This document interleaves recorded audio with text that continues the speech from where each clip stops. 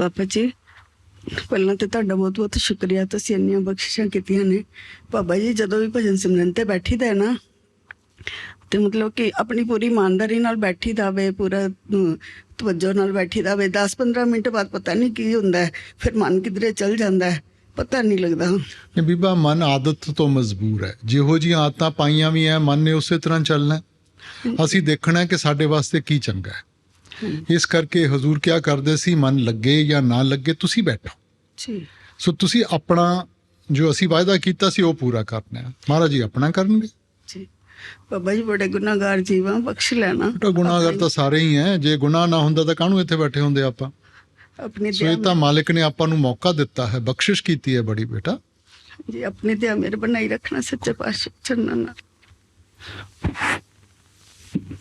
ਬਾਪੂ ਜੀ ਮੇਰਾ ਪਹਿਲਾ ਕੁਐਸਚਨ ਇਹ ਹੈ ਕਿ ਜਿੱਦਾਂ ਹੁਣ ਸਾਨੂੰ ਨਾਮਦਾਨ ਨਹੀਂ ਮਿਲਿਆ ਹੈਗਾ, ਅਸੀਂ ਕੀ ਕਰ ਸਕਦੇ ਹਾਂ?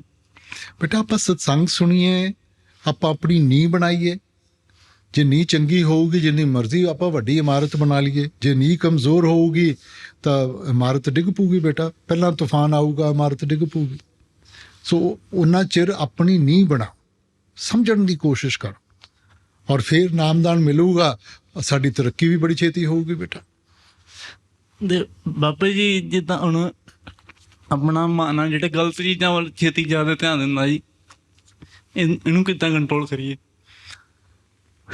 ਬੇਟਾ ਦੇਖੋ, ਮਨ ਆਦਤ ਤੋਂ ਮਜਬੂਰ ਹੈ। ਜਿਵੇਂ ਆਪਾਂ ਪ੍ਰਭਾਵ ਮਨ ਦੇ ਉੱਤੇ ਪਾਇਆ, ਮਨ ਨੇ ਉਸੇ ਤਰ੍ਹਾਂ ਚੱਲਣਾ ਹੈਗਾ। ਮਗਰ ਮਾਲਿਕ ਨੇ ਆਪਾਂ ਨੂੰ ਵਿਵੇਕ ਵੀ ਕੀ ਦਿੱਤੀ ਹੈ ਬੇਟਾ। ਵਿਵੇਕ ਦਾ ਮਤਲਬ ਹੈ ਕਿ ਅਸੀਂ ਸੋਚੀਏ, ਸਮਝੀਏ ਕਿ ਸਹੀ ਕੀ ਹੈ।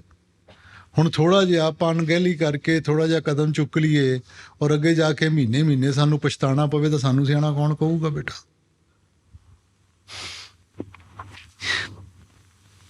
ਬਾਬਾ ਜੀ ਜਦੋਂ ਵੀ ਮੈਂ ਸੌਵਾਂ ਜਾਗਾਂ ਤੇ ਹਰ ਪਲ ਹਰ ਸਵਾਸ ਨਾਲ ਤੁਹਾਡੇ ਦਿੱਤਾ ਚਾਹੀਦੇ ਨੇ ਬੇਟਾ बाबा जी मेरा सवाल है कि मैं कभी भजन सिमरन पूरा कीता ही नहीं है, तो मेरा क्या होएगा? ਨਹੀਂ ਬੇਟਾ, ਆਪਾਂ ਦੇਖੋ ਕਿਹੜਾ ਕੰਮ ਹੈ ਜਿਹੜਾ ਵਕਤ ਔਰ ਧਿਆਨ ਤੋਂ ਬਗੈਰ ਆਪਾਂ ਪੂਰਾ ਕਰ ਸਕਦੇ ਹੈ? ਕੋਈ ਕੰਮ ਬੱਚਾ ਪੂਰੀ ਤਰ੍ਹਾਂ ਧਿਆਨ ਨਾ ਦੇਵੇ ਜਾਂ ਵਕਤ ਨਾ ਕੱਢੇ, ਕੀ ਪੜ੍ਹਾਈ ਪੂਰੀ ਕਰ ਸਕੂਗਾ? ਚੌਂਕੇ ਵਿੱਚ ਆਪਾਂ ਪੂਰੀ ਤਰ੍ਹਾਂ ਧਿਆਨ ਨਾ ਦੇਈਏ, ਵਕਤ ਨਾ ਕੱਢੀਏ ਤਾਂ ਕੋਈ ਆਪਣਾ ਰੋਟੀ ਬਣ ਜੂਗੀ? ਸੋ ਜਦੋਂ ਬੇਟਾ ਜ਼ਿੰਦਗੀ ਦੀ ਹਰੇਕ ਪਹਿਲੂ ਵਿੱਚ ਵਕਤ ਔਰ ਧਿਆਨ ਦੇਣਾ ਪੈਂਦਾ ਤਾਂ ਭਜਨ ਸਿਮਰਨ 'ਚ ਕਿਉਂ ਨਹੀਂ ਆਪਾਂ ਫਿਰ ਵਕਤ ਔਰ ਧਿਆਨ ਦਿੰਦੇ ਬੇਟਾ?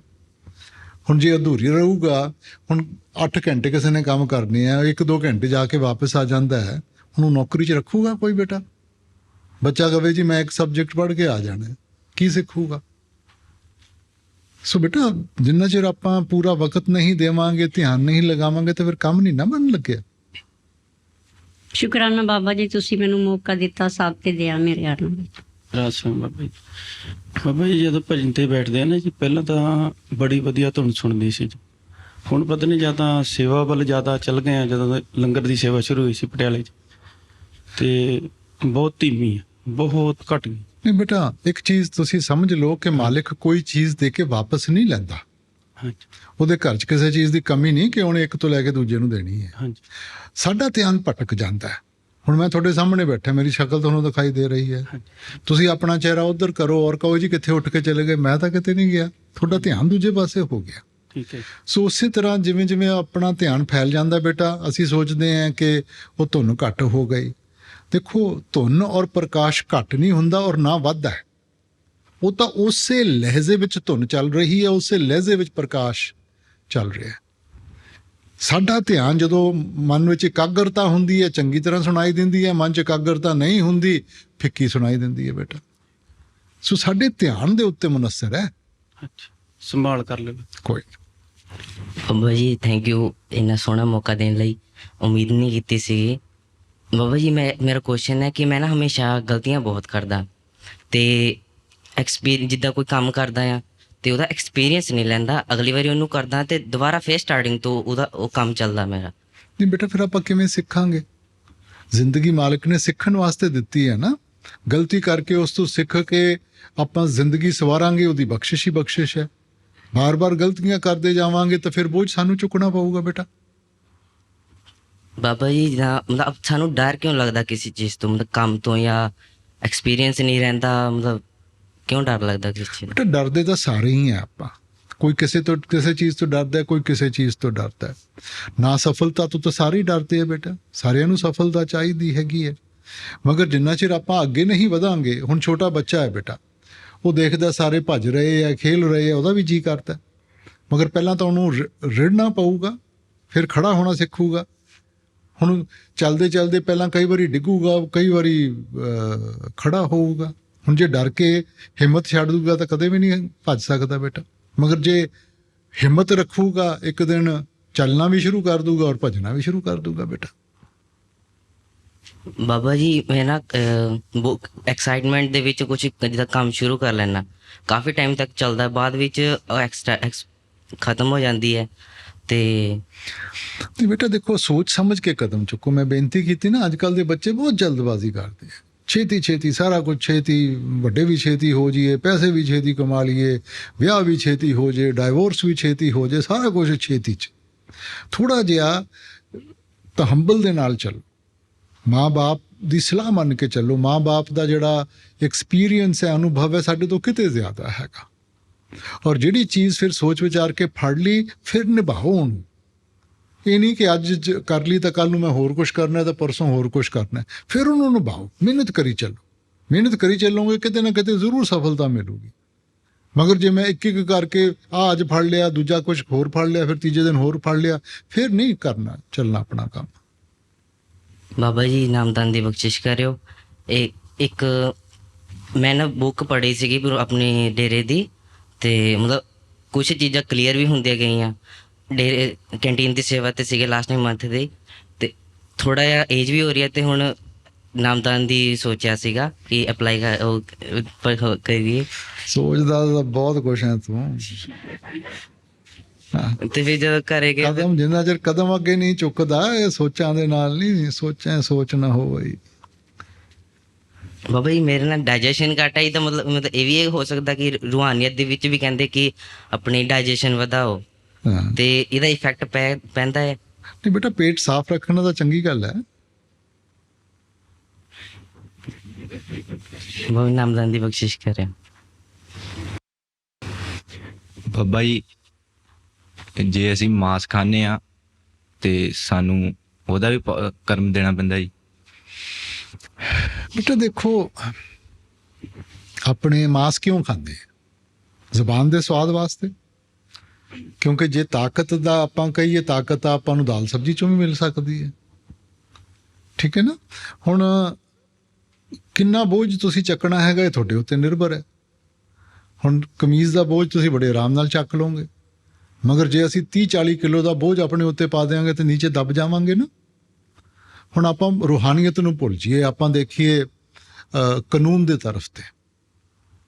ਕਾਨੂੰਨਨ ਤੁਸੀਂ ਕਿਸੇ ਦੇ ਬਾਗ ਵਿੱਚੋਂ ਫੁੱਲ ਪੱਟਦੇ ਹੋ, ਉਹ ਤੁਹਾਨੂੰ ਬੁਰੀ ਨਜ਼ਰ ਨਾਲ ਦੇਖੂਗਾ। ਤੁਸੀਂ ਅੱਗੇ ਜਾ ਕੇ ਪੱਥਰ ਚੱਕ ਕੇ ਉਹਦੀ ਮੁਰਗੀ ਮਾਰ ਦਿੰਦੇ ਹੋ, ਉਹ ਤੁਹਾਨੂੰ ਬੁਰਾ ਭਲਾ ਕਹੂਗਾ। ਅੱਗੇ ਜਾ ਕੇ ਤੁਸੀਂ ਘੋੜਾ ਮਾਰ ਦਿੰਦੇ ਹੋ, ਤੁਹਾਨੂੰ ਕੋਰਟ ਕਚਹਿਰੀ 'ਚ ਲੈ ਜਾਊਗਾ। ਉਹਨੂੰ ਮਾਰ ਦਿੰਦੇ ਹੋ, ਫਾਂਸੀ ਦੀ ਸਜ਼ਾ ਅੱਗੇ ਖੜੀ ਹੈ। ਹੁਣ ਹਰ ਵਕਤ ਤੁਸੀਂ ਕਿਸੇ ਨਾ ਕਿਸੇ ਦੀ ਚੀਜ਼ ਦੀ, ਜੀਵ ਦੀ ਜਾਂ ਕਿਸੇ ਚੀਜ਼ ਦੀ ਹੱਤਿਆ ਕੀਤੀ ਹੈ, ਠੀਕ ਹੈ। ਮਗਰ ਜਿਹੜਾ ਇਨਸਾਨ ਨੂੰ ਮਾਰਨ ਦਾ ਗੁਨਾਹ ਹੈ, ਉਹ ਘੋੜੇ ਨੂੰ ਮਾਰਨ ਤੇ ਜ਼ਿਆਦਾ ਹੈ। ਘੋੜੇ ਮਾਰਨ ਦਾ ਗੁਨਾਹ ਮੁਰਗੀ ਤੋਂ ਮਾਰਨ ਤੋਂ ਜ਼ਿਆਦਾ ਹੈ। ਮੁਰਗੀ ਨੂੰ ਮਾਰਨ ਦਾ ਫੁੱਲ ਪੱਟਣ ਤੋਂ ਜ਼ਿਆਦਾ ਹੈ। ਸੋ ਇਸ ਕਰਕੇ ਬੇਟਾ, ਕਰਮਾਂ ਦਾ ਹਿਸਾਬ ਕਿਤਾਬ ਹੈ, ਅੰਤ ਵਿੱਚ ਤਾਂ ਕਰਮਾਂ ਦੇ ਨਾਲ ਚੱਲਣਾ ਹੈਗਾ ਸਾਰਾ ਕੁਝ। ਹੁਣ ਇਨਸਾਨ ਵਿੱਚ 5 ਤੱਤ ਮੌਜੂਦ ਹੈ, ਘੋੜੇ ਵਿੱਚ 4 ਹੈ, ਮੁਰਗੀ ਵਿੱਚ 3 ਹੈ, ਔਰ ਫਿਰ 2 ਔਰ 1। ਹੁਣ ਜਿਵੇਂ ਤੁਸੀਂ ਕਰੋਗੇ ਉਸੇ ਤਰ੍ਹਾਂ ਕਰਮਾਂ ਦਾ ਬੋਝ ਪਊਗਾ ਬੇਟਾ। ਹੁਣ 2-3 ਮਿੰਟ ਦੇ ਸਵਾਦ ਵਾਸਤੇ ਜੇ ਮੈਂ ਕਿਸੇ ਦੀ ਹੱਤਿਆ ਕਰੂੰਗਾ, ਮੰਨ ਲਿੱਤਾ ਜਾਵੇ ਕਿ ਅੱਗੇ ਜਾ ਕੇ ਸਾਡੇ ਤੋਂ ਵੀ, ਇਨਸਾਨ ਤੋਂ ਵੀ ਕੋਈ ਹੋਰ ਜੂਨੀ ਮਿਲ ਜਾਵੇ, ਉਹ ਸਾਡੇ ਬੱਚਿਆਂ ਦੀ ਹੱਤਿਆ ਕਰੇ ਆਪਣੇ ਸਵਾਦ ਵਾਸਤੇ, ਆਪਾਂ ਨੂੰ ਚੰਗਾ ਲੱਗੂਗਾ ਬੇਟਾ? ਬਾਬਾ ਜੀ ਆਪਣੇ ਅਣਸਮਝ ਬੱਚੇ ਦੇ ਮੇਰ ਭਰਿਆ ਹੱਥ ਹਮੇਸ਼ਾ ਬਣਾਈ ਰੱਖਿਓ ਜੀ। ਬਾਬਾ ਜੀ ਰਾਸੋਮੀ, ਬਾਬਾ ਜੀ ਮੈਂ ਇੱਕ ਵਾਦਾ ਮੰਗਦੀ ਆਪ ਤੋਂ। ਮੈਂ ਭਜਨ ਸਿਮਰਨ ਕਰਕੇ ਤੁਹਾਨੂੰ ਅੰਦਰੋਂ ਪਾ ਕੇ ਫਿਰ ਇੱਥੋਂ ਜਾਣਾ ਚਾਹੁੰਦੀ ਹਾਂ। ਮੈਨੂੰ ਵਾਦਾ ਦੇਵੋ, ਮੇਰੀ ਮਦਦ ਬੜਾ ਕਰੋ। ਬੜੀ ਚਲਾਕ ਹੈ ਬਾਬਾ ਜੀ ਨੇ ਚੰਗਾ ਤਰੀਕਾ ਕਿ ਬਸ ਇੱਥੇ ਰੱਖ ਲਓ। ਉਹ ਬਾਬਾ ਵੀ ਜਾਣਦਾ ਹੈ, ਐ ਨਹੀਂ ਤੂੰ ਕਰੋ ਬਾਬਾ ਜੀ। ਬੇਟਾ ਆਪਾਂ ਭਜਨ ਸਿਮਰਨ ਕਰਨਾ ਜਿੱਥੇ ਮਰਜ਼ੀ ਬੈਠੀ ਮੈਂ ਕਰਾਂਗੀ ਜੀ, ਜ਼ਰੂਰ ਕਰਾਂਗੀ, ਪਰ ਤੁਹਾਨੂੰ ਪਾਣਾ ਜੀ ਅੰਦਰੋਂ, ਹਾਂ, ਪਾਣਾ ਬਸ ਮਿਲੇ। ਠੀਕ ਹੈ, ਤੁਹਾਡੀ ਸੋਚ ਠੀਕ ਹੈ, ਮਗਰ ਇਹਨੂੰ ਹੁਣ ਆਪਾਂ ਕਰਨੀ ਵਿੱਚ ਜ਼ਾਹਿਰ ਕਰੀਏ। ਠੀਕ ਹੈ ਜੀ, ਹੈਂ? ਠੀਕ ਹੈ, ਬਿਲਕੁਲ ਠੀਕ। ਰਾਧਾ ਬਾਬਾ ਜੀ ਅਸੀਂ ਸੇਵਾ ਕਰਦੇ ਹਾਂ ਤੇ ਸਾਡੀ ਸੇਵਾ ਕਿੱਦਾਂ ਸਫਲ ਹੋਏਗੀ? ਬੇਟਾ ਆਪਾਂ ਸਫਲਤਾ ਵਾਸਤੇ ਨਹੀਂ ਕਰਨੀ, ਆਪਾਂ ਸੇਵਾ ਵਾਸਤੇ ਕਰਨੀ ਹੈ। ਸੇਵਾ ਦੀ ਲੋੜ ਸਾਨੂੰ ਹੈ ਬੇਟਾ, ਕਿਉਂਕਿ ਅਸੀਂ ਮਾਹੌਲ ਬਣਾਉਣਾ ਹੈ ਕਿ ਭਜਨ ਸਿਮਰਨ ਕਰ ਸਕੀਏ, ਆਪਣੇ ਆਪ ਨੂੰ ਉਹਦੇ ਲਾਇਕ ਬਣਾ ਸਕੀਏ। ਪਰ ਇਹਨੂੰ ਗਿਣਤੀ ਵਿੱਚ ਨਾ ਪਾਓ ਬੇਟਾ। ਗਿਣਤੀ ਵਿੱਚ ਪਾਵਾਂਗੇ ਆਪਣੀ ਕਰਨੀ ਦਾ ਨਤੀਜਾ ਮਿਲੂਗਾ, ਸਾਡੀ ਕਰਨੀ ਕਦੇ ਇੰਨੀ ਹੋ ਨਹੀਂ ਸਕਦੀ। ਸੋ ਇਸ ਕਰਕੇ ਇਹ ਤਾਂ ਇੱਕ ਬੂੰਦ ਹੈ ਸਮੁੰਦਰ ਵਿੱਚ। ਸੋ ਆਪਣੇ ਵੱਲੋਂ ਕਸਰ ਨਾ ਛੱਡੋ, ਆਪਣੇ ਵੱਲੋਂ ਪੂਰੀ ਕਰੋ, ਮਗਰ ਉਹ ਕਿਸੇ ਦਾ ਬੋਝ ਨਹੀਂ ਚੱਕਦਾ। ਜਿੰਨਾ ਕਰਾਂਗੇ ਉਸ ਤੋਂ ਕਿਤੇ ਜ਼ਿਆਦਾ ਉਹਦੀ ਬਖਸ਼ਿਸ਼ ਹੋਊਗੀ, ਮਗਰ ਤੁਸੀਂ ਨਾ ਗਿਣਤੀ ਕਰੋ ਬੇਟਾ। ਬਾਬਾ ਜੀ ਨਾਮਦਾਨ ਦੀ ਬਖਸ਼ਿਸ਼ ਕਰਨਾ। ਬਾਬਾ ਜੀ ਮੇਰਾ ਸਵਾਲ ਹੈ ਜੀ, ਜਦ ਮੈਂ ਭਜਨ ਸਿਮਰਨ 'ਚ ਬੈਠਦਾ ਹਾਂ ਤਾਂ ਤੁਹਾਡਾ ਰੂਹਾਨੀ ਸਰੂਪ ਟਿਕਦਾ ਨਹੀਂ ਅੱਖਾਂਗੇ, ਇਹ ਕੀ ਕਾਰਨ ਹੋ ਸਕਦਾ? ਬੇਟਾ ਧਿਆਨ ਸਾਡੇ ਵੱਸ ਦੀ ਗੱਲ ਨਹੀਂ ਗੀ, ਅਸੀਂ ਸਿਰਫ ਸਿਮਰਨ ਕਰ ਸਕਦੇ ਹਾਂ। ਸਿਮਰਨ ਨਾਲ ਇਕਾਗਰਤਾ ਆਊਗੀ, ਆਪਣੇ ਆਪ ਧਿਆਨ ਆਊਗਾ। ਅਸੀਂ ਨਹੀਂ ਕਰ ਸਕਦੇ। ਦੇਖੋ ਚੱਲਦੇ ਪਾਣੀ ਵਿੱਚ ਆਪਾਂ ਆਪਣੀ ਸ਼ਕਲ ਨਹੀਂ ਦੇਖ ਸਕਦੇ, ਪਾਣੀ ਸਥਿਰ ਹੋਊਗਾ ਤਾਂ ਸ਼ਕਲ ਦਿਖਾਈ ਦੇਊਗੀ। ਜਿੰਨਾ ਚਿਰ ਮਨ ਵਿੱਚ ਉਤਾਵਲਾਪਨ ਹੈ ਉਹ ਧਿਆਨ ਨਹੀਂ ਆਉਂਦਾ। ਸਿਮਰਨ ਕਰਕੇ ਮਨ ਨੂੰ ਸਥਿਰ ਕਰਾਂਗੇ ਤਾਂ ਧਿਆਨ ਆਊਗਾ ਬੇਟਾ। ਸੋ ਤੁਸੀਂ ਫਿਕਰ ਨਾ ਕਰੋ, ਤੁਸੀਂ ਸਥਿਰਤਾ ਲਿਆਉਣ ਦੀ ਕੋਸ਼ਿਸ਼ ਕਰੋ ਆਪਣੇ ਸਿਮਰਨ ਦੇ ਨਾਲ। ਮੇਰਾ ਦੂਸਰਾ ਸਵਾਲ ਹੈ ਜੀ, ਜਦ ਅਸਾਂ ਸਿਮਰਨ ਕਰਦੇ ਹਾਂ ਕਈ ਵਾਰ ਜਵਾਨ ਰੁਕ ਜਾਂਦੀ ਹੈ ਪਰ ਸਿਮਰਨ ਚੱਲਦਾ ਰਹਿੰਦਾ, ਕੀ ਇਹ ਲਿਖੇ ਲੱਗੂਗਾ? ਉਹ ਤਾਂ ਚੰਗੀ ਗੱਲ ਹੈ ਬੇਟਾ, ਉਹੀ ਤਾਂ ਸਾਡਾ ਲਕਸ਼ ਹੈ ਕਿ ਮਨ ਉਸ ਸਿਮਰਨ ਨੂੰ ਚੱਕ ਲੇ। ਮਕਸਦ ਇਹ ਹੈ, ਜ਼ੁਬਾਨ ਦੇ ਨਾਲ ਕਰਨ ਦਾ ਮਕਸਦ ਇਹ ਹੈ ਕਿ ਮਨ ਉਸ ਚੀਜ਼ ਨੂੰ ਚੱਕ ਲੇ। ਜਦੋਂ ਮਨ ਸਿਮਰਨ ਕਰੂਗਾ ਫਿਰ ਟਿਕਾਓ ਬੜੀ ਜਲਦੀ ਮਿਲੂਗਾ। ਜਿੰਨਾ ਚਿਰ ਜ਼ੁਬਾਨ ਨਾਲ ਕਰ ਰਹੇ ਹੋ ਨਾ, ਹਲੇ ਮਨ ਵਿੱਚ ਸੋਚ ਚੱਲ ਰਹੀ ਹੈ। ਸਮਝ ਗਏ ਨਾ? ਤੁਸੀਂ ਸਿਮਰਨ ਕਰੀ ਜਾਂਦੇ ਹੋ, ਮਨ ਆਪਣੀਆਂ ਸੋਚਾਂ ਵਿੱਚ ਪਿਆ ਹੋਇਆ ਹੈ। ਮਗਰ ਜਦੋਂ ਮਨ ਨੇ ਸਿਮਰਨ ਨੂੰ ਚੱਕ ਲੈਣਾ, ਫਿਰ ਮਨ ਸੋਚੂਗਾ ਨਹੀਂ, ਫਿਰ ਉਹ ਸਿਮਰਨ ਕਰੂਗਾ, ਫਿਰ ਟਿਕੂਗਾ ਅਸਲ ਤਰੀਕੇ ਨਾਲ। ਨਾਮ ਦੀ ਕਮਾਈ ਬਰਕਤ ਕਰਨਾ ਬਾਬਾ ਜੀ, ਰਸ।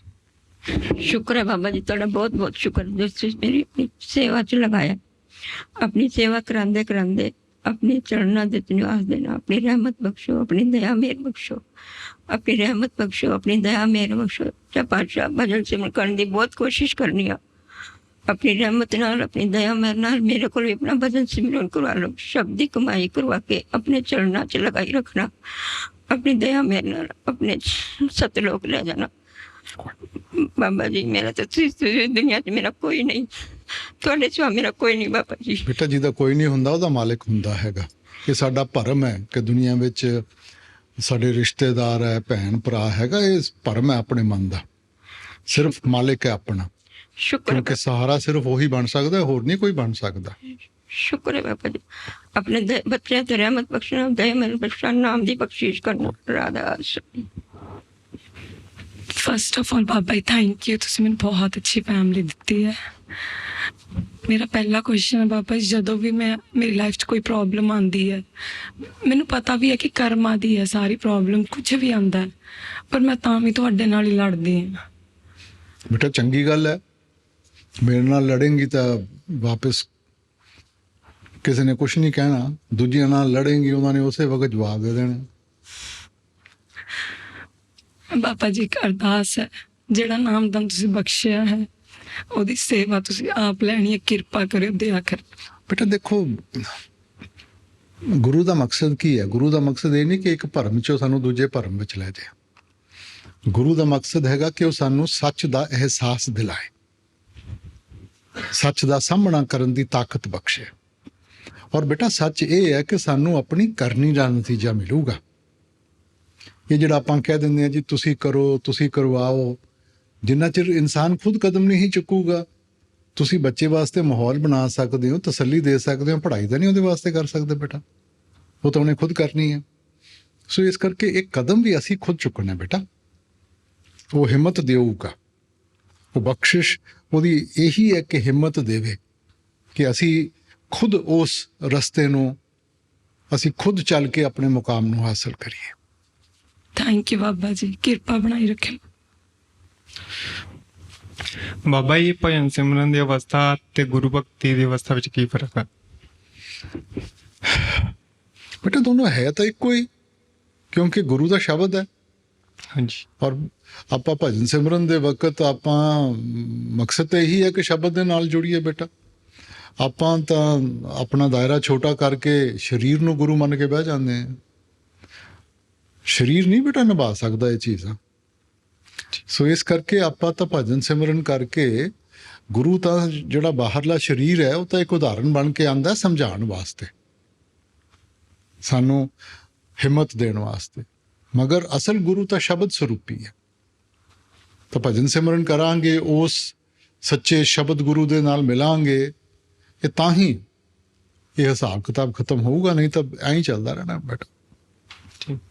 ਬਾਬਾ ਜੀ ਜੇਕਰ ਕੋਈ ਸਾਡੀ ਕਮਜ਼ੋਰੀਆਂ ਲਗਾਤਾਰ ਫਾਇਦਾ ਉਠਾਉਂਦਾ ਜਾਵੇ ਤਾਂ ਅਸੀਂ ਉਹ ਰੱਬ ਦੀ ਰਜ਼ਾ ਮੰਨ ਕੇ ਮਤਲਬ ਇਹ ਸਵੀਕਾਰ ਕਰੀਏ ਜਾਂ ਉਹਦਾ ਦੇਖੋ ਦੁਨੀਆ ਕੋਈ ਦੀ ਹੱਲ ਕੱਢੀ? ਨਹੀਂ, ਦੁਨੀਆ ਦੀ ਰੀਤ ਹੈ ਕਿ ਜੇ ਇਨਸਾਨ ਕਮਜ਼ੋਰੀ ਦਿਖਾਊਗਾ ਤਾਂ ਸਾਰੇ ਉਹਦਾ ਫਾਇਦਾ ਉਠਾਉਣਗੇ। ਇਸ ਕਰਕੇ ਜਿੰਨਾ ਚਿਰ ਸਾਡੇ ਅੰਦਰ ਉਹ ਹਿੰਮਤ ਜਾਂ ਤਾਕਤ ਅਸੀਂ ਨਹੀਂ ਜਾਗਰਤ ਕਰਦੇ ਤਾਂ ਫਿਰ ਤਾਂ ਅਸੀਂ ਮੁਹਤਾਜ ਬਣ ਕੇ ਰਹਿ ਜਾਵਾਂਗੇ। ਸੋ ਇਸ ਕਰਕੇ ਹਿੰਮਤ ਰੱਖੋ। ਮੇਰੀ ਮਤਲਬ ਘਰ ਵਾਲੀ ਦੇ ਮਤਲਬ ਮੰਮੀ ਪਾਪਾ ਇੱਥੇ ਹੀ ਰਹਿੰਦੇ ਆ। ਉਹ ਜਦੋਂ ਵੀ ਫੋਨ ਕਰਦੇ ਆ ਕਹਿੰਦੇ ਆ ਜਾਓ ਆ ਜਾਓ ਆ ਜਾਓ। ਮੈਨੂੰ ਤਾਂ ਸੇਵਾ ਨਾਲ ਤੁਸੀਂ ਬੁਲਾ ਲਿਆ ਤੇ ਹੁਣ ਮਤਲਬ ਮੇਰੀ ਵਾਈਫ ਨੂੰ ਯਾਨੀ ਕਿ ਉਹਨਾਂ ਪਰਮਿਸ਼ਨ ਕਰਤਾ। ਤੇਰੇ ਸਹੁਰਿਆਂ ਦੀ ਚੱਲਦੀ ਹੈ, ਤੇਰੀ ਨਹੀਂ ਚੱਲਦੀ। ਨਹੀਂ ਮਤਲਬ ਕਿ ਬੜੇ ਛੋਟੇ ਸੋਹਣੇ ਅੰਦਾਜ਼ ਵਿੱਚ ਤੂੰ ਕਹਿ ਗਿਆ। ਤੁਹਾਡੀ ਕਿਰਪਾ ਹੀ ਹੈ। ਨਹੀਂ, ਮੇਰੀ ਇਹਨਾਂ ਚੀਜ਼ਾਂ 'ਚ ਕਿਉਂ ਕਿਰਪਾ ਇਸਤੇਮਾਲ ਕਰਦਾ ਮੇਰੀ? ਜੇ ਮੇਰੀ ਇਸਤੇਮਾਲ ਕਰਨਾ ਹੈ ਤਾਂ ਚੰਗੇ ਚੀਜ਼ ਵਾਸਤੇ ਕਰ। ਮਤਲਬ ਕਿ ਉਹਨਾਂ ਨੂੰ ਕਦੋਂ ਤੱਕ ਹੁਣ ਪਰਮਿਸ਼ਨ ਮਿਲ ਸਕਦੀ ਇੱਥੇ ਆਉਣ ਦੀ? ਹੈ ਪਰਮਿਸ਼ਨ ਮਿਲ ਸਕਦੀ ਇੱਥੇ ਆਉਣ ਦੀ? ਕਦੋਂ ਤੱਕ? ਹਾਂਜੀ। ਕੀ ਮਤਲਬ? ਮਤਲਬ ਮੇਰੀ ਵਾਈਫ ਇੱਥੇ, ਉਹਨਾਂ ਦੇ ਮੰਮੀ ਪਾਪਾ ਇੱਥੇ ਰਹਿੰਦੇ ਨਾ। ਹਾਂ ਤਾਂ ਉਹ ਜਾਂਦੀ ਨਹੀਂ ਤੇਰੇ ਨਾਲ? ਮਤਲਬ ਹੁਣ ਤਾਂ ਘਰੇ ਹੀ ਨੇ। ਹਾਂ। ਪਰਮਿਸ਼ਨ ਮਿਲ ਸਕਦੀ ਇੱਥੇ ਆਉਣ ਦੀ ਕਦੋਂ ਤੱਕ? ਅੱਛਾ, ਬੀਵੀ ਨੂੰ ਛੱਡਿਆ ਹੈ, ਆਪ ਆ ਗਏ ਆ ਸੱਸ ਸਹੁਰੇ ਕੋਲੇ ਸੇਵਾ ਕਰਾਉਣ ਵਾਸਤੇ? ਮੁੰਡਾ ਸੀ ਨਾ ਨਵਾਂ ਮਤਲਬ ਕਿ ਨਵੇਂ ਨਹੀਂ ਬਣਿਆ। ਕੋਈ ਨਾ ਬੇਟਾ, ਉਹ ਵੀ ਮੌਕਾ ਆ ਜਾਊਗਾ। ਠੀਕ। ਹਾਂ। ਤੁਹਾਡਾ ਬਹੁਤ ਬਹੁਤ ਸ਼ੁਕਰੀਆ ਸੱਚੇ ਪਾਤਸ਼ਾਹ। ਵਰਦੀ ਅੱਗ ਚੋਂ ਤੁਸੀਂ ਸਾਨੂੰ ਆਪਣੇ ਚਰਨਾਂ ਨਾਲ ਲਾਇਆ। ਅਸੀਂ ਤਾਂ ਕਹਿੰਦੇ ਸੀ ਅਸੀਂ ਇਦਾਂ ਹੀ ਮਰ ਜਾਣਾ, ਤੁਹਾਨੂੰ ਦੇਖਣ ਤੋਂ ਬਗੈਰ। ਕੰਮ ਇੰਨੀ ਛੇਤੀ ਜਾਣਾ ਮਾਲਕ ਕੋਲ। ਸੱਚੇ ਪਾਤਸ਼ਾਹ, ਪਹਿਲਾਂ ਸਿਮਰਨ ਬਹੁਤ ਵਧੀਆ ਚੱਲਦਾ ਸੀ। ਪ੍ਰਕਾਸ਼ ਮਤਲਬ ਨੀਚੇ ਦੇਖਾਂ ਤਾਂ ਵੀ ਉੱਪਰ ਵੀ ਸਾਰੇ ਪਾਸੇ ਦਿਸਦਾ ਸੀ, ਪਰ ਹੁਣ ਸੱਚੇ ਪਾਤਸ਼ਾਹ ਭਜਨ ਨਹੀਂ ਹੁੰਦਾ। ਨਹੀਂ ਬੇਟਾ, ਮਾਲਿਕ ਕੋਈ ਚੀਜ਼ ਦੇ ਕੇ ਵਾਪਸ ਨਹੀਂ ਲੈਂਦਾ। ਹਾਂਜੀ। ਮਾਲਕ ਦੇ ਘਰ ਵਿੱਚ ਕਿਸੇ ਚੀਜ਼ ਦੀ ਕਮੀ ਨਹੀਂ ਕਿ ਉਹਨੇ ਇੱਕ ਤੋਂ ਲੈ ਕੇ ਦੂਜੇ ਨੂੰ ਦੇਣੀ ਹੈ। ਸੱਚੇ ਪਾਤਸ਼ਾਹ, ਪਰ ਮਤਲਬ ਹੁਣ ਸਰੀਰਕ ਕਸ਼ਟ ਇੰਨੇ ਵੱਧ ਗਏ ਕਿ ਬੈਠਿਆ ਨਹੀਂ ਪੂਰਾ ਜਾਂਦਾ। ਸਾਡਾ ਧਿਆਨ ਭਟਕ ਗਿਆ ਨਾ। ਠੀਕ ਹੈ। ਸਾਡਾ ਧਿਆਨ ਇਹਨਾਂ ਚੀਜ਼ਾਂ ਵਿੱਚ ਪੈ ਗਿਆ ਤੇ ਜੇ ਆਪਾਂ ਭਜਨ ਸਿਮਰਨ ਚ ਰੱਖਾਂਗੇ ਇਹਨਾਂ ਚੀਜ਼ਾਂ ਦਾ ਅਹਿਸਾਸ ਹੀ ਨਹੀਂ ਹੋਊਗਾ ਬੇਟਾ। ਸੱਚੇ ਪਾਤਸ਼ਾਹ, ਜਦੋਂ ਭਜਨ ਤੇ ਬੈਠਦੀ ਆ ਤੇ ਧੁਨ ਜਿਹੜੀ ਸੁਣਦੀ ਪਰ ਸਿਮਰਨ ਕਰਨਾ ਕਿ ਧੁਨ ਹੀ ਸੁਣਦੇ ਰਹਿਣਾ? ਸ਼ੁਰੂ ਸਿਮਰਨ ਦੇ ਨਾਲ ਕਰੋ। ਹਾਂਜੀ। ਔਰ ਜਦੋਂ ਧੁਨ ਤੇ ਬਹਿੰਦੇ ਹੋ ਉਦੋਂ ਫਿਰ ਧੁਨ ਨੂੰ ਸੁਣੋ। ਠੀਕ ਹੈ। ਸੱਚੇ ਪਾਤਸ਼ਾਹ, ਬੇਟਾ ਨਾ ਇੱਕ ਕੈਨੇਡਾ ਵਿੱਚ ਰਹਿੰਦਾ ਤੇ ਉਹ ਨਾ ਆਪਣੇ ਦੋਸਤਾਂ ਨਾਲ ਲੌਬੀ 'ਚ ਗੱਲਾਂ ਕਰ ਰਿਹਾ ਸੀ। ਰਾਤ ਦਾ ਟਾਈਮ ਸੀ ਤੇ ਉਹਦੇ ਬੈੱਡ ਤੇ ਬਹੁਤ ਹਨੇਰਾ ਸੀ ਆ ਕਮਰੇ ਦੇ ਵਿੱਚ ਤੇ ਬਹੁਤ ਰੋਸ਼ਨੀ ਹੋਈ ਬੈੱਡ ਤੇ ਉਸ ਦਿਨ ਦਾ ਉਹ ਡਰ ਗਿਆ ਤੇ ਉਹ ਕਮਰੇ ਵਿੱਚ ਜਾਂਦਾ। ਖੁਸ਼ ਹੋਣਾ ਚਾਹੀਦਾ, ਡਰਨ ਦੀ ਕਦੀ ਲੋੜ ਹੈ ਬੇਟਾ? ਮਤਲਬ ਕਿ ਬੈਡ ਤਾਂ ਨਹੀਂ ਕੋਈ, ਮਤਲਬ ਕੋਈ ਇਹੋ ਜਿਹਾ ਬੈਡ ਗੁੱਡ ਨਹੀਂ ਹੁੰਦਾ। ਠੀਕ ਹੈ। ਹਾਂ, ਹਿੰਮਤ ਰੱਖਣੀ ਚਾਹੀਦੀ ਹੈ। ਸੱਚੇ ਪਾਤਸ਼ਾਹ। ਹਾਂ, ਕਮਜ਼ੋਰੀ ਦਿਖਾਵਾਂਗੇ ਤਾਂ ਬੇਟਾ ਸਾਰੇ ਹੀ ਫਾਇਦਾ ਉਠਾਉਣਗੇ ਸਾਡਾ। ਠੀਕ ਹੈ। ਕਦੇ ਨਹੀਂ ਕਮਜ਼ੋਰ ਪੈਣਾ ਚਾਹੀਦਾ। ਠੀਕ ਹੈ। ਇਹ ਨਹੀਂ ਸੋਚਣਾ ਚਾਹੀਦਾ। ਸੱਚੇ ਪਾਤਸ਼ਾਹ, ਬੇਟਾ ਵੱਡਾ ਤੇ ਉਹਦਾ ਨਾ ਕੈਨੇਡਾ ਦਾ ਮਤਲਬ ਪੈਸੇ ਇਨਵੈਸਟ ਕੀਤੇ ਨੇ ਤੇ ਹੁਣ ਲੋਕਡਾਊਨ ਹੋ ਗਿਆ ਤੇ ਜਾ ਪਾਏਗਾ ਜਾਂ ਨਹੀਂ? ਮੈਨੂੰ ਕੀ ਪਤਾ ਬੇਟਾ, ਤੁਸੀਂ ਆਪਣੇ ਵੱਲੋਂ ਮਿਹਨਤ ਕਰੋ। ਹੁਣ ਮੈਨੂੰ ਇਹੋ ਜਿਹੀਆਂ ਗੱਲਾਂ ਕੀ ਕਾਹਨੂੰ ਪੁੱਛਦੇ ਹੋ ਤੁਸੀਂ? हाँ। आदरणीय बाबा जी, आपने यहाँ उपस्थित रहने का मौका दिया, उसके लिए आपका बहुत बहुत धन्यवाद। नहीं, मेरे को धन्यवाद क्यों करती हो? डेरा मेरा तो नहीं, डेरा तो आप सबका है। सबका धन्यवाद बाबा। हाँ, तो सभी को धन्यवाद करो, मेरे को मत किया करें आप। नहीं बाबा जी, मैं तो आप जैसा ही एक सेवादार हूँ यहाँ पे। थैंक यू सो मच बाबा जी। ये कोविड-19 की ये महामारी के बीच आपने जो हमारे संग रहे हैं, हमारे साथ रहे हैं, हमें कोई भी मुश्किल नहीं हुई है, चाहे खाने पीने की चीज़ हो। नहीं, मैं और कहाँ जा सकता था, यही मेरा घर है। मैं भी अपने घर में बैठा हूँ। और मैंने कहाँ जाना था। आपका बहुत बहुत धन्यवाद बाबा जी। देखो, जब भी कोई बीमारी होती है या कोई तकलीफ होती है तो इंसान अपने परिवार के पास जाता है ना। तो मैं भी अपने परिवार के पास बैठा हूँ। जी जी जी बाबा जी, सबके ऊपर दया मेहर करना बाबा जी। सर्वे जना सुखिनो भवन्तु, सर्वे संतु निरामय। बाबा जी मेरा कोई क्वेश्चन नहीं है बाबा जी, आज मैं बहुत खुश हूँ, आपने मुझे बहुत खुशी दी बाबा जी, आपने लाइफ में बहुत कुछ दिया बाबा जी, इसके लिए थैंक यू बाबा जी। जो चीज़ सोची भी नहीं थी वो भी आपने सामने ला के रख दी बाबा जी, थैंक यू बाबा जी। भजन सिमरन में हेल्प करना, आप तो जानते ही हो भजन सिमरन के बारे में।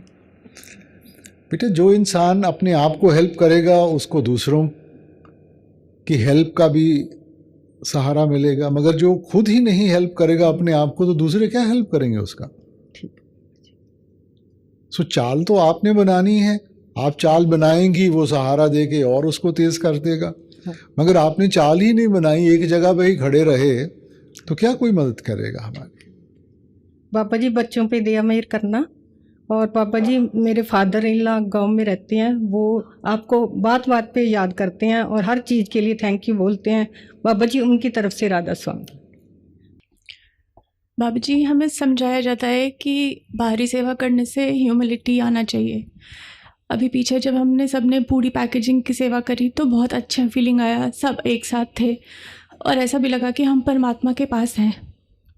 हम रोज़मर्रा में जो डिपार्टमेंट में सेवा करते हैं उसमें काम बहुत अलग होता है और हम सब चीज़ को बहुत अच्छा करने की कोशिश करते हैं और उससे कुछ भी ह्यूमिलिटी जैसा नहीं आता है। बेटा, आप ये चीज़ समझ लें कि अगर मैं सारा साल आपको वहाँ पे ना F&B में लगा के मैं ये सेवा करवाऊँगा तो वहाँ जाकर भी आपका यही हाल होगा। ये थोड़ी देर के लिए आए हैं, सारे इकट्ठे थे, अच्छी गपशप मारी, गॉसिप किया, इसीलिए आपको अच्छा लगा। अब जहाँ आपका डिपार्टमेंट है वहाँ चुप करके बैठना पड़ता है, काम करना पड़ता है, इसलिए हमें वो बोरिंग लगना शुरू हो जाता है। नहीं बाबा जी, बोरिंग नहीं है, बस आप ये समझाइए कि हम अपनी सेवा कैसे करें ताकि हम उस रास्ते चल सकें जिसमें आप हमें चाहते हैं चलें। शौक हमने पैदा करना है, कोई और नहीं कोई चीज़ आसान बना देगा। अगर हम अपने काम को ज़रूरी मानेंगे और सही तरीके से सही ढंग से करेंगे तो अपने आप उसमें मन लगेगा। और अगर मैं सोचूं कि मेरे को तो कोई शाबाशी नहीं मिल रही या मेरे को तो कोई रिकग्निशन नहीं हो रही तो फिर बेटा सभी को तो नहीं मिल सकती। और मैं तो शाबाशी देता नहीं, मैं तो डांट ही मारता हूँ। आपका सबसे आंखों पे बाबा जी, बहुत बहुत थैंक यू। बाबा जी मेरा पहला क्वेश्चन है कि how will you make understand spirituality to the children like us in easy language, अगर आप बताना चाहें। बेटा, सब कुछ सुख और दुख है। अगर सुख चाहिए, जो सुख को चाहे सदा शरण राम की ले, ठीक है ना। करने कराने वाला मालिक है। अब दुनियावी तौर तरीके से प्रधानमंत्री है, आपको मालूम है कि उसके हाथ में बड़ी ताकत है। मौका मिल जाए तो आप उसकी खुशी हासिल करने की कोशिश करेंगे कि नहीं करेंगे? करेंगे ना। तो वो तो सिर्फ एक देश का प्रधानमंत्री है, मालिक तो सारी सृष्टि को चला रहा है। तो अगर हम मालिक से रिश्ता जोड़ेंगे, हम क्यों किसी के मोहताज होंगे? सारी दुनिया हमारे कदम में आ जाएगी बेटा। हम छोटी छोटी चीज़ों को लेकर बैठ जाते हैं, और अगर हम सीधा मालिक से रिश्ता जोड़ें, उसके हुक्म में रहें, उसका साथ मिल जाए, तो क्यों किसी के आगे हाथ फैलाना पड़ेगा बेटा? यही रूहानियत है। पापा जी आपका बहुत बहुत शुक्रिया हर एक चीज के लिए। बस अपने पाने में रहने की ताकत बख्शो और अपना सच्चा प्यार बख्श दो पापा जी, और अंदरों सच्चे दर्शन बख्श दो। सारा कुछ ही बाबा देगा तो तुसी ही करोगे। मैं पूरी कोशिश करूंगी पापा जी। तुसी सारा कुछ ही कह देते हो, बस आप करो, आप दो, आप ये करो। तो हमने क्या करना है बेटा? हम कदर तो करें ना। देखो, घर में बच्चे होते हैं ना, माँ बाप ने सभी को एक जैसा देना है। ये नहीं कि एक को ज्यादा देंगे और दूसरे को कम देंगे। मगर जो कदर करता है उसको खुशी से देते हैं, जो कदर नहीं करता वो इंतजार में रहते हैं कि ये बर्बाद ना कर ले। जब उसको कदर होगी तो उसको भी वही मिलेगा बेटा। मालिक नहीं पक्षपात करता। सिर्फ हमारे संभाल की बात है, हम उसको हजम कर सकें और उसकी कदर कर सकें। बाबा जी बस एक ही बेनती है कि मेरे जीवन का हर एक सांस आपके लेखे लग जाए बस। समय बाबा जी एक दिल दी रीच वो पूरी करनी है बाबा जी। ਇਹ ਕਿੰਨੀਆਂ ਕੁ ਮਾਸਕ ਰੱਖੀਆਂ ਵੀ ਐ, ਬੜੀ ਮੈਚਿੰਗ ਕਰਕੇ ਲਿਆ ਤੂੰ ਪਗੜੀ ਦੇ ਨਾਲ, 4-5 ਰੱਖੀਆਂ ਵੀ ਐ। 4-5 ਤੁਹਾਡੇ ਡੇਰੇ ਚ ਹੀ ਮਿਲੀਆਂ ਨੇ ਬਾਬਾ ਜੀ। ਅੱਛਾ, ਭੰਡਾਰੀ ਜਿਹੋ ਜੀ ਪਗੜੀ ਪਾਉਂਦਾ ਉਹੋ ਜੀ ਨਾਲ ਮੈਚ ਕਰ ਲੈਂਦਾ ਜੀ ਹੈ। ਤੁਹਾਡੀ ਕਿਰਪਾ ਜੀ। ਹਾਂ ਥੋੜਾ ਜਿਹਾ ਨਰਵਸ ਜਿਹਾ ਹੋ ਗਿਆ।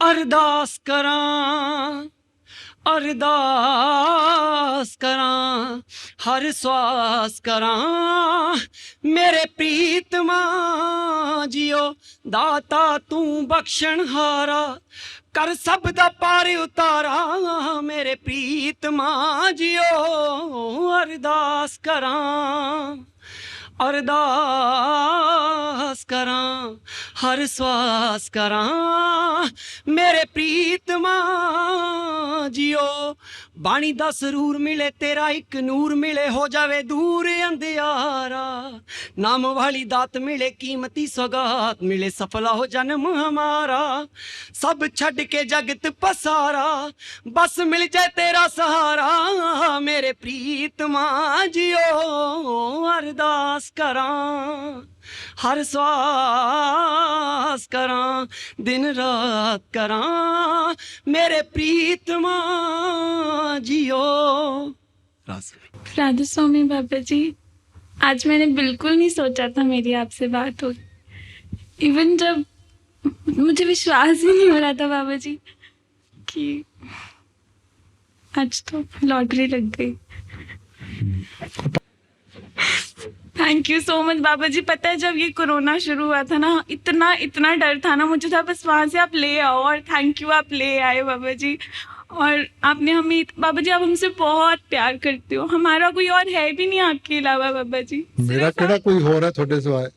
थैंक यू बाबा जी, हम आपसे बहुत प्यार मेरा भी आही परिवार है बेटा, मेरा और केड़ा परिवार है। हमें सिर्फ मतलब क्या बोलूं मैं बाबा जी, छुटकी की बारी नहीं आई, वो पता कितनी दिनों से बोल रही थी, बैठी हुई है पीछे। थोड़ी बारी तो आ गई, आप सारी दुनिया देख कर ही जाना हैगा। आप जो आपकी बारी आ गई, आप खुश हो। थैंक यू सो मच बाबा जी। राधा स्वामी ਬਾਬਾ ਜੀ ਇੱਕ ਵਾਰੀ ਤੁਸੀਂ ਦਰਸ਼ਨ ਦੇਣ ਆਏ ਸੀ ਤੇ ਅਸੀਂ ਲੰਗਰ ਖਾ ਰਹੇ ਸੀ ਤੇ ਸਾਨੂੰ ਕੜਾਹ ਪ੍ਰਸ਼ਾਦ ਵੀ ਹੱਥ 'ਚ ਚੱਕ ਕੇ ਪੈਣਾ ਪਿਆ। ਇਹ ਜਦੋਂ ਤੁਸੀਂ ਦਰਸ਼ਨ ਦੇਣ ਆਉਂਦੇ ਹੋ ਸਾਡੇ ਅੰਦਰ ਇੰਨੀ ਤੜਫ ਕਿਉਂ ਜ਼ਿਆਦਾ ਪੈਦਾ ਹੁੰਦੀ ਹੈ, ਪਤਾ ਨਹੀਂ ਕਿਉਂ ਮਨ ਨੂੰ ਕੰਟਰੋਲ ਨਹੀਂ ਕਰ ਪਾਉਂਦੇ। बेटा ਇਮੋਸ਼ਨ ਦੀ ਗੱਲ ਹੈ, ਭਾਵਨਾ ਦੀ ਗੱਲ ਹੈ बेटा। ਜਿੱਥੇ ਸੱਚਾ ਪਿਆਰ ਹੋਵੇ ਨਾ, ਉੱਥੇ ਫਿਰ ਇਨਸਾਨ ਭਾਵਨਾ ਕਰਕੇ ਕਦੇ ਖੁਸ਼ ਹੋ ਜਾਂਦਾ ਹੈ, ਕਦੇ ਆਂਸੂ ਆ ਜਾਂਦੇ ਹੈ, ਸਿਰਫ ਭਾਵਨਾ ਹੈ बेटा।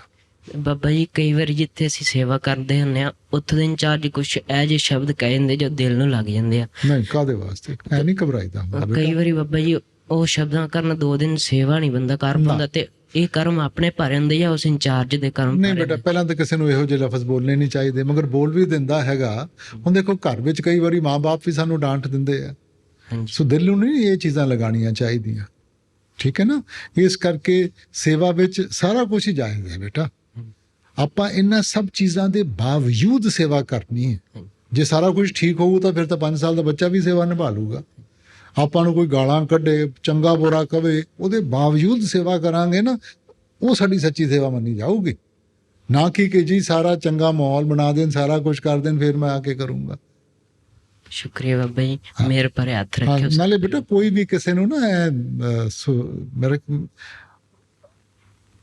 ਦਿਲ ਨਹੀਂ ਦੁਖਾਣਾ ਚਾਹੁੰਦਾ ਕੋਈ। ਸਿਰਫ ਉਹ ਕਈ ਵਾਰੀ ਨਾ ਜਦੋਂ ਸੰਗਤ ਜ਼ਿਆਦਾ ਹੁੰਦੀ ਹੈ ਜਾਂ ਪ੍ਰੈਸ਼ਰ ਹੁੰਦਾ ਹੈ, ਕਈ ਵਾਰੀ ਕੁਝ ਬੋਲਿਆ ਜਾਂਦਾ ਹੈਗਾ, ਉਹਨਾਂ ਦਾ ਮਤਲਬ ਨਹੀਂ ਹੁੰਦਾ। ਇਸ ਕਰਕੇ ਦਿਲ ਨੂੰ ਨਾ ਕਦੇ ਲਗਾਇਆ ਕਰੋ। ਬਾਬਾ ਜੀ ਰਾਧਾ स्वामी, मतलब मेरी ਇੰਨੀਆਂ ਸ਼ਿਕਾਇਤਾਂ ਹੁੰਦੀਆਂ ਨੇ ਤੁਹਾਡੇ ਨਾਲ, ਮੈਂ ਹਮੇਸ਼ਾ ਲੜਦੀ ਰਹਿੰਦੀ ਹਾਂ। ਤੁਹਾਡੀ ਤਸਵੀਰ ਦੇਖੂੰਗੀ, ਫਿਰ ਤੁਹਾਡੇ ਨਾਲ ਇੰਨਾ ਬੋਲੂੰਗੀ, ਫਿਰ ਲੜੂੰਗੀ। ਮਤਲਬ ਮੈਨੂੰ ਇੱਦਾਂ ਹੁੰਦਾ ਵਾ ਕਿ ਲੋਕ ਕੁੜੀਆਂ ਨੂੰ ਬਹੁਤ ਜ਼ਿਆਦਾ ਬੋਲਦੇ ਨੇ।